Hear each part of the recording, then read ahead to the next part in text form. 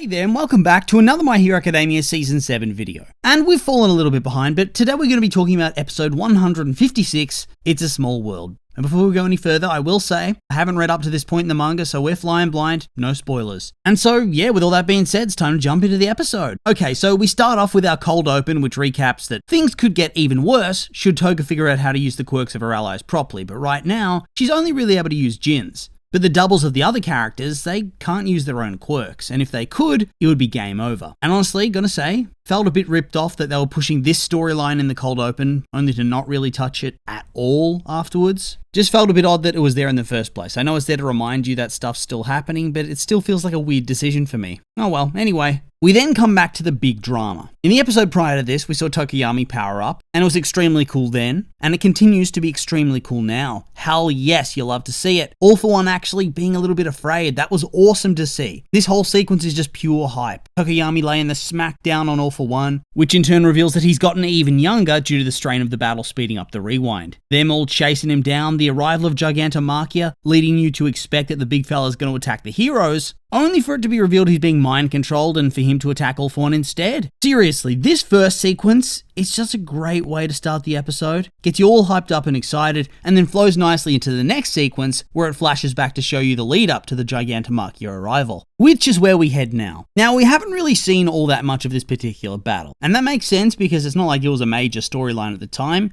and there wasn't huge plot relevance like there'd be with Shoji versus Spinner, at least until this moment. But regardless, it was still nice to see the story show these characters off a tiny little bit, because when it comes down to it, they're not likely going to have much of a role in the end game of the season, like just being realistic here. So it's good to give them something now. So I guess the plan is that these villains are supposed to unleash a radio wave that mimics the voice of All for One to try to awaken Gigantomachia and direct him towards the battle. And there doesn't seem to be many characters here who can actually stop them, just Mount Lady. And man, I know in hindsight it's a rather obvious thing for her to get one-shotted, just as it seems like she's going to stop him from waking up, but this still took me by surprise, not gonna lie. I just didn't see it coming. And neither did she, really. And she cops a massive headbutt that takes her out, whilst the side heroes and students begin to panic. But hey, they still have a plan. Shinso's supposed to be hiding, ready to use his quirk to take control of Gigantomachia, but the sludge guy from the first episode is there trying to take control of him, as Kirishima discovers. And it was fun to see this guy come back. There's just something so unsettling about him. On top of that, Gigantomachia is looking like he's getting ready to finish the job on Mount Lady for good, and Kirishima can't do shit about it because Rock ain't gonna do anything to Sludge. And all the while, the guy who killed Midnight gloats. So it looks bad for the heroes, and sets up a really big hero moment for Mina. About time. She's a cool character with a great design, who's had a long-term story about not being good enough and being afraid to face Gigantomachia, as well as being angry about the death of Midnight. And now, she gets her moment. She goes max output, to the point that her acid is burning even her, and melts Gigantomachia's hands, which is damn impressive. Pretty sure nobody's ever been able to hurt this guy. At least that's how it seemed over the course of the previous fights he's been a part of. He just shrugs them off. And then on top of that, she manages to take out the sludge villain, and free Shinso just in the nick of time to hijack Gigantomachia, which allows them to serve up some justice on Midnight's killer, who just can't stop himself from talking shit. And they also save Mount Lady, so yeah, this sequence, hype. And so after a cute scene with Kirishima and Ashido,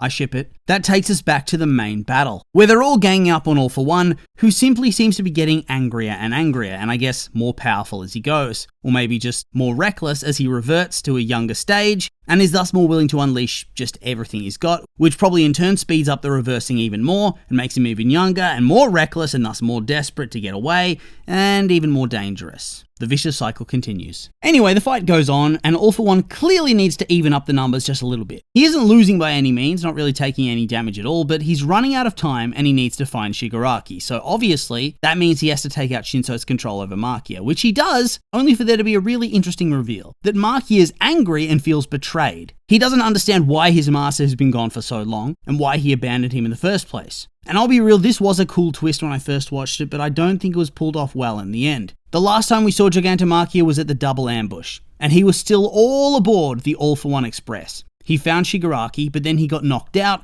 and he's only just woke up since, so surely for him, no real time has passed since then. And even then, hasn't it only been a handful of weeks? To me, this sequence was cool from a shock factor POV, but it also just reeks of the author realizing that Gigantomachia is probably too strong, and thus he needs to be killed off pronto, otherwise how could the heroes possibly win? But still, I don't think it works that well when you think about it at any real length. Anyway, All for One whose new young voice is pretty awesome by the way, just seems to decide, screw it, and lets off a big attack, and then we cut away to the journalist for like 3 minutes. And I understand, I get it, you have to show the effects the heroes have, the inspiration, the hope, our perceptions have changed, all the different people the heroes have influenced. But this wasn't the time for it. Forgive me, but at this stage I want to see the fights. So this threw me off my groove a little bit, and I know these scenes are important and necessary, I think it was the wrong spot to include one. Because at this point I just wanted to go back to the fight. And even then I wanted to see what was going to happen with that big explosion, but then it's just back to the war of attrition. I really thought that moment where he's glaring and he's blasting them,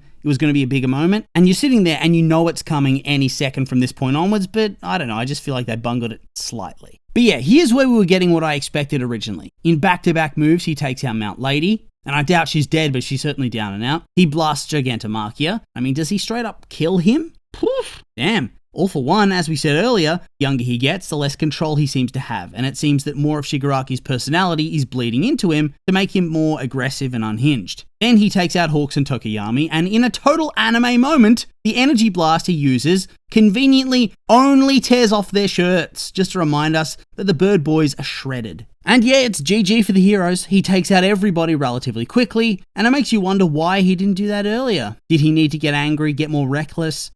Either way, the birds are cooked, and he wants their quirks. And he straight up takes Hawks' quirk. Like, fully steals it. I thought for sure that something was going to happen, maybe somebody would come on out of nowhere and help him, but nope, not at all. That was actually a good twist, really got me with that one. And then for another legitimate twist I never thought I'd see, Mineta has a conversation with All For One. A hero moment where he tries to convince All For One to not take Tokoyami's quirk, because it would make him an edgy teen, but to take his instead and get the best hairstyle of all time.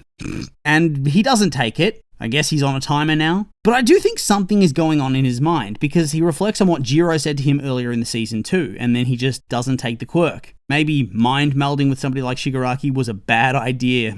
Is some Tenko Shimura compassion leaking in? What's going on here? Who knows, really? Regardless, as he takes off, Hawks thinks to himself that at least there's still some hope left as the episode ends, with the preview promising All Might, Endeavor, Derby, and All For One. Hell yes, that's what we need. And so yeah, that's the end of the video, end of the review. And so I'll just remind you these have all been my opinions, and now I'd like to hear yours. What did you think of this episode? Did you like it? Hate it? I'm curious for your thoughts, so make sure to like, comment, and subscribe, and let me know.